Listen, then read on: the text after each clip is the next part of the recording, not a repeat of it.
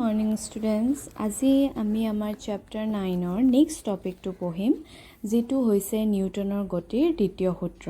এতিয়া নিউটনৰ গতিৰ দ্বিতীয় সূত্ৰ বুজিবলৈ তুমি তাৰ আগতে আৰু এটা কথা জানিব লাগিব, যিটো হৈছে মোমেণ্টাম, অৰ্থাৎ ভৰবেগ। বস্তু এটাৰ ভৰবেগ মানেনো কি, প্ৰথম আমি জানি লওঁ ব'লা। এতিয়া তাৰ কাৰণে একদম চিম্পলি দুখন পিকচাৰ চোৱাচোন। ইয়াত এখনত দেখিছা যে এখনত ট্ৰাক আৰু কাৰৰ মাজত খুন্দা খাইছে, এখনত চাইকেল আৰু গাড়ীৰ মাজত খুন্দা খাইছে। এতিয়া এই দুয়োটা ক্ষেত্ৰত যেতিয়া তুমি দেখিলা যে যেতিয়া খুন্দা খাইছে তেতিয়া কি হৈছে যে যিটো বস্তু সৰু, যিটো বস্তু পাতল, যিটো বস্তু সৰু, সেই বস্তুটোৰ ক্ষতি হৈছে। অৰ্থাৎ কাৰ আৰু ট্ৰাকৰ মাজত যেতিয়া খুন্দা খাইছে তেতিয়া কাৰখনৰ ক্ষতি হৈছে, আৰু যেতিয়া চাইকেল আৰু কাৰখনৰ মাজত খুন্দা খাইছে তেতিয়া চাইকেলখনৰ ক্ষতি হৈছে, নহয় জানো? তো ইয়াৰ পৰা আমি এটা আইডিয়া কি পালোঁ যে অৰ্থাৎ যিটো বস্তুৰ গধুৰ বা যিটো বস্তুৰ ভৰ বেছি, সেই বস্তুটোৱে কি হয়, সেই বস্তুটোৱে সদায় বেছি বল প্ৰয়োগ কৰিব পাৰে, আৰু যিটো বস্তু দেখাত পাতল, যিটো বস্তু সৰু, যিটো বস্তু ভৰ কম, সেই বস্তুটোৱে সদায় কম বল প্ৰয়োগ কৰিব পাৰে। অৰ্থাৎ আমি বুজিলোঁ যে কোনো বস্তুৱে প্ৰয়োগ কৰা বল সেই বস্তুৰ ভৰৰ ওপৰত সদায় নিৰ্ভৰশীল। এতিয়া আমি জানো ব'লা যে বস্তু এটাৰ বলে আৰুনো কাৰ ওপৰত নিৰ্ভৰ কৰি চলে। প্ৰথমটোতো আমি গম পালোঁ যে বস্তু এটাৰ বল সদায় বস্তুটোৰ ভৰৰ ওপৰত নিৰ্ভৰশীল। এতিয়া আৰু এটা কথা চোৱা, যে ধৰি লোৱা এখন গাড়ী বহুত লাহে লাহে আহিছে, লাহে লাহে আহি গাড়ীখনে যেতিয়া তোমাক খুন্দা মাৰিছে তেতিয়া তুমি খুব কম আঘাতপ্ৰাপ্ত হৈছা, একদম কমকৈ দুখ পাইছা। কিন্তু সেই একেখন গাড়ীয়ে যদি বহুত স্পীডত আহি তোমাক খুন্দা মাৰি দিবলৈ হয় তেন্তে কি হ'ব, যে তুমি বহুত বেছি দুখ পাবা, হয়নে? ইয়াত কি ডিফাৰেঞ্চ হ'ল বাৰু? গাড়ীখনটো একেটাই, ভৰটোতো একেটাই, তেন্তে ডিফাৰেঞ্চটো ক'ত হ'ল চোৱা। কিয় তুমি প্ৰথমবাৰ লাহেকৈ আৰু পিছৰবাৰ বেছিকৈ দুখ পালা? তাৰ ডিফাৰেঞ্চটো চোৱা, যে যেতিয়া লাহেকৈ আহোঁতে গাড়ীখনৰ বেগটো কম হৈ আছিল, কিন্তু যেতিয়া গাড়ীখন স্পীডত আহিল তাৰ বেগটো বাঢ়ি গ'ল। অৰ্থাৎ আমি বুজিলোঁ যে যিকোনো বস্তু যেতিয়া বল প্ৰয়োগ হয় তেতিয়া সেই প্ৰয়োগ কৰা বলে বস্তুটোৰ বেগৰ ওপৰতো নিৰ্ভৰ কৰে। অৰ্থাৎ বেগ বেছি হ'লে বস্তুটোৱে বেছি বল প্ৰয়োগ কৰিব পাৰে, যেতিয়া লাহেকৈ আহে তেতিয়া কমকৈ বল প্ৰয়োগ কৰিব পাৰে। তেন্তে ইয়াৰ পৰা আমি দুটা কথা বুজিলোঁ, যে কোনো বস্তুৰ প্ৰয়োগ কৰা বল সদায় বস্তুটোৰ ভৰৰ ওপৰত নিৰ্ভৰশীল আৰু বস্তুটোৰ বেগৰ ওপৰত নিৰ্ভৰশীল। এতিয়া একেটা বস্তুৰ ভৰ আৰু বেগ দুইটাৰ ওপৰতে বলটো নিৰ্ভৰশীল, সেইটো আমি বুজিলোঁ। তো বাৰে প্ৰতিনো কিমান তুমি বেলেগ বেলেগকৈ কৈ থাকিবা, তাক আমি একলগ কৰি দিলোঁ ভৰ বেগ। অৰ্থাৎ বল যিহেতু ভৰ আৰু বেগ দুইটাৰ ওপৰতে নিৰ্ভৰশীল, তাক আমি একেলগে কৈ দিলোঁ যে বস্তু এটাৰ বল বস্তুটোৰ ভৰ বেগৰ ওপৰত নিৰ্ভৰশীল। গতিকে ইয়াৰ পৰা আমি ভৰ বেগৰ এটা ডেফিনিশ্যন দিব পাৰোঁ, যে কি হ'ল, ভৰবেগ হৈছে কোনো বস্তুৰ ভৰ আৰু বস্তুটোৰ বেগৰ এটা পূৰণফল, যিটোক আমি সদায় পি আখৰেৰে বুজাব পাৰোঁ। গতিকে ফৰ্মুলাটো হ'ব তোমালোকৰ এনেকুৱা ধৰণৰ, পি ইকুৱেল টু ভৰ ইনটু বেগ বা P equal to M into মাছ। অৰ্থাৎ ভৰ মানে হৈছে মাছ, যাক আমি এম আখৰেৰে বুজাওঁ, আৰু বেগ মানে হৈছে ভেলচিটি, যাক আমি ভি আখৰেৰে বুজাওঁ। তো আমাৰ ফৰ্মুলাটো হৈ যাব P equal to M V. আৰু ভৰ বেগৰ একক হৈছে, আমি চোৱা যিকোনো বস্তুৰ একক আমি তাৰ ফৰ্মুলাৰ পৰাই লিখিব পাৰোঁ। এতিয়া ইয়াত চোৱা, পি ইকুৱেল টু এম ভিটো হৈছে তোমাৰ ভৰ বেগৰ ফৰ্মুলা। গতিকে ইয়াৰ এককটো আমি কেনেকৈ লিখিম? এচআই এককত আমি লিখিব পাৰোঁ ভৰৰ একক সদায় কেজি আৰু বেগৰ একক হৈছে মিটাৰ পাৰ ছেকেণ্ড। তো এচআই এককত ভৰ বেগৰ একক কি হ'ব? কেজি মিটাৰ পাৰ ছেকেণ্ড, আৰু CGSত হ'ব গ্ৰাম চেণ্টিমিটাৰ পাৰ ছেকেণ্ড। আৰু এটা কথা, যে ভৰ বেগৰ যিটো দিশ, যেতিয়া তোমাৰ বল প্ৰয়োগ হ'ব, তো ভৰ বেগৰ এটা দিশ থাকে, ভৰ বেগৰ মান আৰু এটা দিশ দুইটাই থাকে।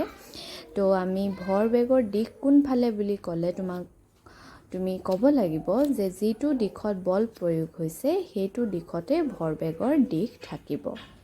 অৰ্থাৎ ভৰবেগ আৰু বলৰ প্ৰয়োগ কৰা বলৰ দিশ সদায় একেই। ষ্টুডেণ্টছ, এতিয়া আমি পঢ়িব লৈছোঁ নিউটনৰ গতিৰ দ্বিতীয় সূত্ৰটো। নিউটনৰ গতিৰ দ্বিতীয় সূত্ৰটো ব্যাখ্যাটো এনেধৰণৰ যে কোনো বস্তু এটাৰ ভৰবেগৰ পৰিৱৰ্তনৰ হাৰ প্ৰয়োগ কৰা বলৰ দিশত তাৰ সমানুপাতিক। অৰ্থাৎ তাৰ মিনিংটো এনেকুৱা ধৰণৰ যে কোনো এটা বস্তুত যেতিয়া ভৰবেগৰ পৰিৱৰ্তন হ'ব, সেই পৰিৱৰ্তনটো কাৰ ওপৰত নিৰ্ভৰ কৰিব? বস্তুটোত কিমান বাহ্যিক বল প্ৰয়োগ হৈছে তাৰ ওপৰত নিৰ্ভৰ কৰিব। অৰ্থাৎ যদি বাহ্যিক বল প্ৰয়োগৰ পৰিমাণটো বেছি হয়, তেন্তে ভৰবেগৰ পৰিমাণো বেছিকৈ পৰিৱৰ্তন হ'ব। যদি বাহ্যিক বল আমি কমকৈ প্ৰয়োগ কৰোঁ, তেন্তে ভৰবেগো কমকৈ পৰিৱৰ্তন হ'ব। এতিয়া ভৰবেগৰ পৰিৱৰ্তন বুলি যেতিয়া কয়, তাৰমানে কি পৰিৱৰ্তন হয় বাৰু? তাৰমানে চোৱা, ইয়াত ধৰা এটা মই বল লৈছোঁ, বলটোক যেতিয়া মই আঘাত কৰিছোঁ, সি অকণমান দূৰ গৈছে। নেক্সট আকৌ সেই একেটা বলকে যেতিয়া মই অলপ বেছি জোৰেৰে চুই দিম, তেতিয়া সি অলপ বেছি দূৰলৈকে গতি কৰিব। ইয়াত ডিফাৰেঞ্চটো কি হ'ল চোৱা, বলটোতো একেটাই আছে, অৰ্থাৎ বস্তুটোৰ ভৰটো একেটাই আছে, ভৰটোৰ কোনো সলনি হোৱা নাই। ইয়াত ডিফাৰেঞ্চ এইটো হৈছে যে মই প্ৰথমবাৰ বলটোক লাহেকৈ চুইছিলোঁ আৰু পিছৰবাৰ মই তাক অলপ বেছি জোৰকৈ চুই দিলোঁ, গতিকে সি বেছি দূৰলৈকে গতি কৰিলে। তাৰমানে যিটো গতি কৰিবলৈ যিটো বেগ সি লাভ কৰিলে, সেই বেগটো কাৰ ওপৰত নিৰ্ভৰ কৰিলে? মই কিমান জোৰেৰে বলটোৰ ওপৰত প্ৰয়োগ কৰিছোঁ, সেই বলৰ ওপৰত নিৰ্ভৰ কৰিলে। গতিকে যেতিয়া তোমাক কোৱা হ'ব ভৰবেগৰ পৰিৱৰ্তন, তাৰমানে তুমি বুজিব লাগিব যে বস্তুটোত বেগৰ এটা পৰিৱৰ্তন হৈছে, আৰু যিটোৱে কাৰ ওপৰত নিৰ্ভৰ কৰে? বস্তুটোৰ ওপৰত প্ৰয়োগ কৰা বলৰ ওপৰত নিৰ্ভৰ কৰে। আৰু এয়াই হৈছে নিউটনৰ গতিৰ দ্বিতীয় সূত্ৰৰ ব্যাখ্যা বা মিনিং।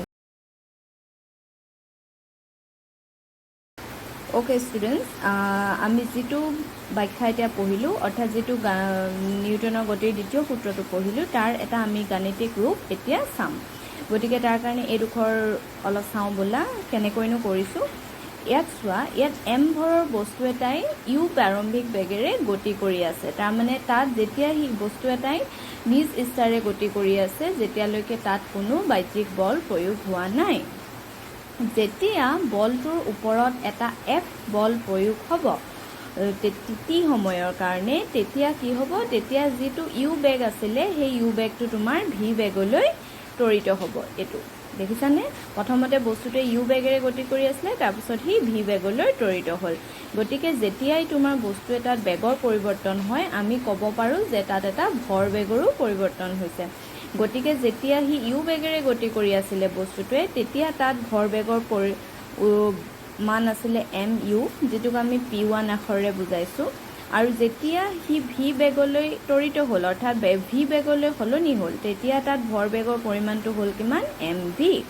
গতিকে ইয়াত এটা পৰিমাণৰ ভৰ বেগৰ পৰিৱৰ্তন হৈছে। গতিকে কিমান পৰিৱৰ্তন হৈছে চোৱা, M V minus M U, যিটোক আমি ক'ম ভৰ বেগৰ পৰিৱৰ্তন। আকৌ যদি আমি সোধোঁ যে টাইমৰ মানে সময়ৰ লগে লগে ভৰ বেগৰ পৰিৱৰ্তন কি হৈছে, তেতিয়া আমি কি কৰিব লাগিব? যিটো আমাৰ M V minus M U আছিলে, মানে যিটো ভৰ বেগৰ পৰিৱৰ্তনৰ মান আছিলে, তাক আমি টি সময়েৰে ডিভাইড কৰিব লাগিব। সেইকাৰণে মই ইয়াত ডিভাইডেড বাই টি লিখিছোঁ।